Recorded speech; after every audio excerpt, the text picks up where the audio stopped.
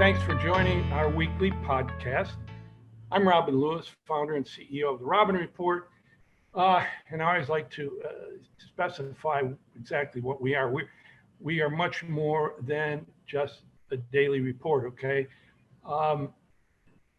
We view ourselves really as a knowledge platform from which we communicate thought leadership on various strategic topics through our reports and these podcasts, as well as webinars and hopefully live events in the fall. Anyway, and for these podcasts, which usually is a conversation between me and our chief strategist, Shelley Cohan, who, by the way, is also a professor at FIT and Syracuse University. And we decided earlier in the year that from time to time, depending on our topic, we would invite experts to discuss their work. So today, we're honored to have George Shaw, who founded a super interesting company, really on the cutting edge of technology, and it's called Pathr. Pathr is spelled P-A-T-H-R, which helps retailers and other industries actually utilize spatial intelligence. Shelley, that's a term we don't often hear or read about.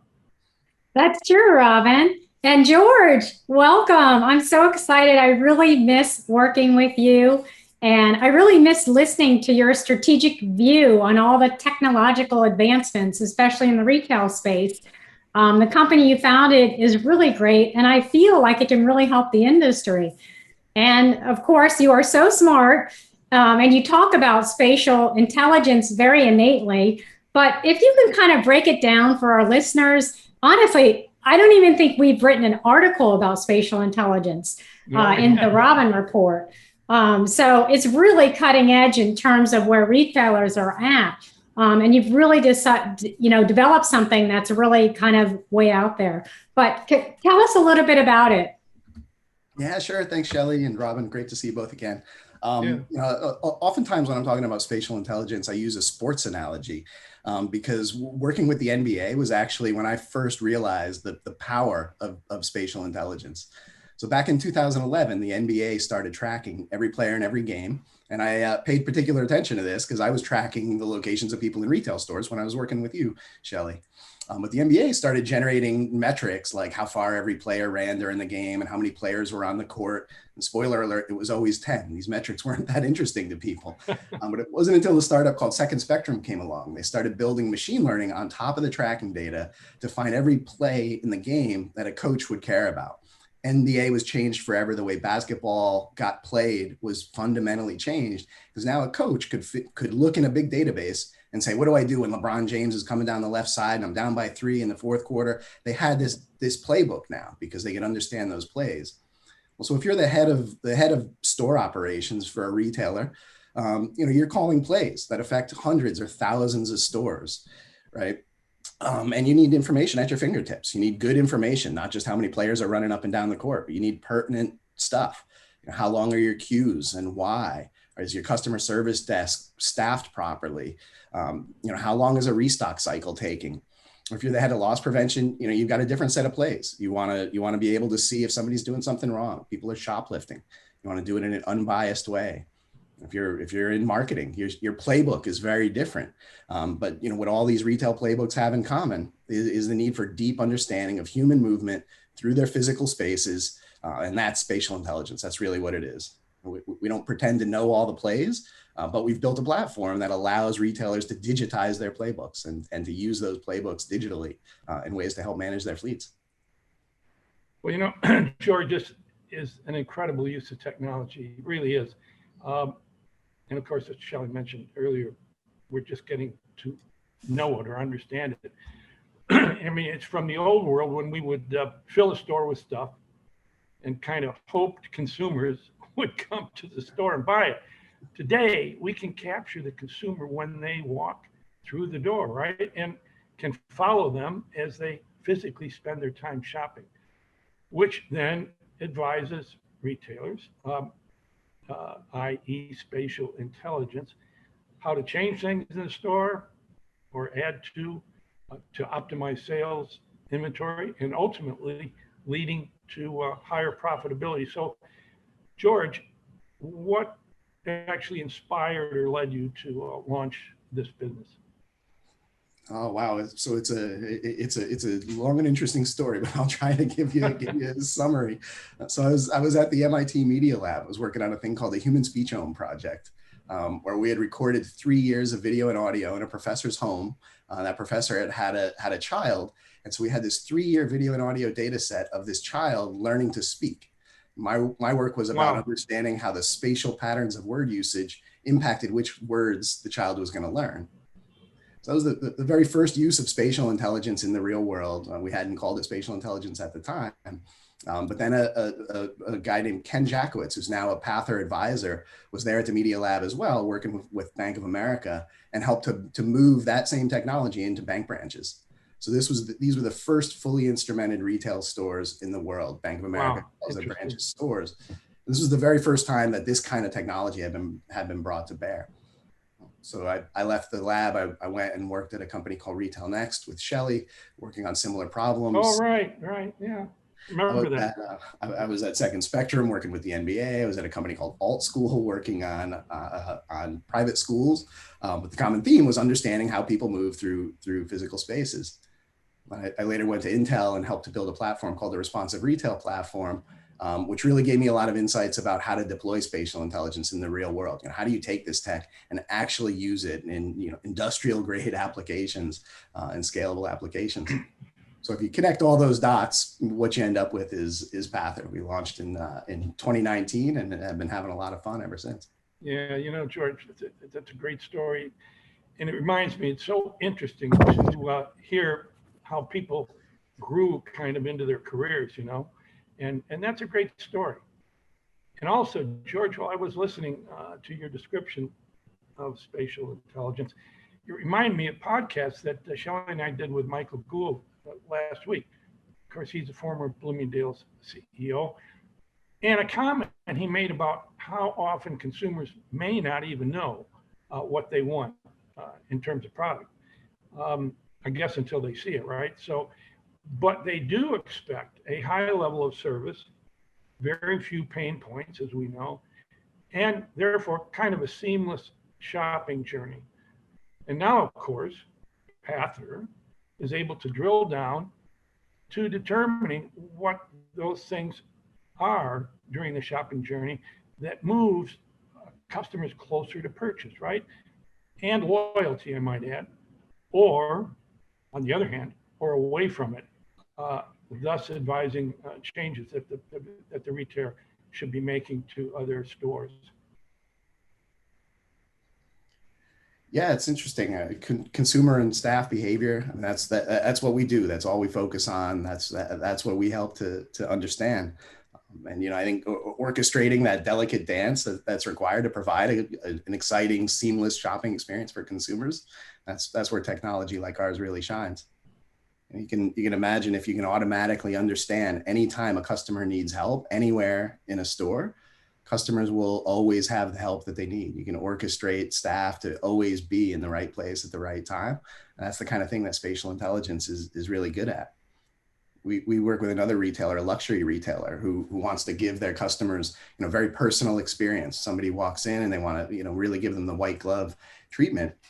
And so we were first able to help them understand what that perfect personal experience is. When do customers want to be approached, and for how long, and so on. So we were able to give them data to help them understand exactly what that experience is that they were going for to make consumers happy, and then give them the tools to be able to manage that experience going forward, and in an ongoing way to make sure that every one of their customers gets that white glove treatment that they were looking for. That sounds great. And I think, when we spoke yesterday, George, we talked a little bit about some of the work that you're doing with malls. I'd love for you to kind of share a little bit about that. I think it's really interesting because there's been a lot of talk about malls and what's going to become of malls and the space of malls, and are people not going to malls, and what can mall operators really do, and can you help them? Yeah, we definitely can. We're working with mall operators now. It's some really exciting data that we're able to provide them, and tools that we're able to give them to help manage their spaces. One of the things that I think is most interesting that we're doing with malls and actually applies in a lot of retail stores too, especially big box stores, is to give them statistics about impressions. And so how many people saw each location at that mall? How many people saw the different tenants? How many people saw the digital signage? And we let them measure that. And if you think about that inside a store as well, that's measuring showrooming behavior. How many people saw each of these items independently of where they actually bought it? It's really interesting because if you can count impressions in the physical world the same way Google counts impressions on a web page, well, you can potentially monetize those impressions in the physical world the same way Google monetizes those impressions on a web page, or at least you can impact the behavior. But it's really analogous, and I think that's one of the most exciting things that we're doing with malls. It really kind of speaks to the changing nature of malls and the changing nature of retail, and some of the tools that are coming down the pipe. Well, I also think, oh, sorry, go ahead, Robin. No, I was just going to say, I hope, George, that a lot of those malls will use your technology and solution. I mean, as you know, as Shelley said, a lot of them are in deep trouble. But anyway, go ahead, Shelley. I was just going to say another use case is you talk about impressions is the whole marketing, really looking at your ROI on marketing. We spend so much time and effort trying to put together go-to-market strategies, but are they really working? We can tell by sales a little bit if things are working, but there's so much other rich data that can be learned about, how effective our marketing is. Yeah, that's exactly right. And again, it's analogous to what happens online. When you put an ad online, you can measure exactly how many people saw it, how many people clicked it. Everything that happens on a web page is measured. And those tools didn't exist before for the physical world. That's one of the things we're building, and something we're really excited about. I think the other thing that would be really helpful to understand is kind of the integration between location intelligence with in-store analytics, online analytics. So obviously online metrics are collected as the shopping journey occurs online. And we also have in-store analytics that can be done through either geolocation data or through cameras and Wi-Fi. How does spatial data collected, how is it collected and how is it integrated into other data sources to really provide a robust view of this shopping journey? Good question. Yes, good question. We're able to collect spatial data in lots of different ways. We work with any type of sensor, existing cameras, Wi-Fi, door counters, lots of other types of sensors. Doesn't matter where the original source of the data is. We want to work with sensors that are already there. And we consider camera sensors, but hardware that's already there. Folks have lots of hardware, lots of kind of IoT devices already in place. So we work with those, and we use those to track the locations of people, and then build the functionality on top of that tracking to give the metrics that we're talking about, these kind of online-like metrics for the physical world. Yeah. Go ahead. I'm sorry, George. And then we can blend those metrics with the stuff that folks are already collecting online. It's a really nice kind of synergy. I keep talking about impressions, and I think that's sort of the right analogy. Now you have impressions online and you have impressions offline, and you can sort of understand behavior that way. But that's a great selling point, George, the ability to use their existing hardware. Obviously, it helps in terms of the cost side of it. I also would like to make a comment that, the collection of all this data is one thing, right? I mean, it's pretty easy to collect it through your process. Of course, the analysis of it is another thing, and it's obviously key, right? And then the implementation of it is obviously the most important part of the process in changing and or adding or removing, store fixtures and suggested service elements. Yeah, absolutely, and that analysis, I think is really where we shine. And it's back to the sports analogy of being able to do like a deeper analysis. Let's figure out the plays. What are the plays that somebody needs to call? I think what I'm going to do is do a little pivot here, because I know that if I were listening to this podcast, this would be at top of mind for me, and that is the privacy issue. And you and I, George, we've known each other a long time, and I know you've always been like a really big advocate of customer privacy data.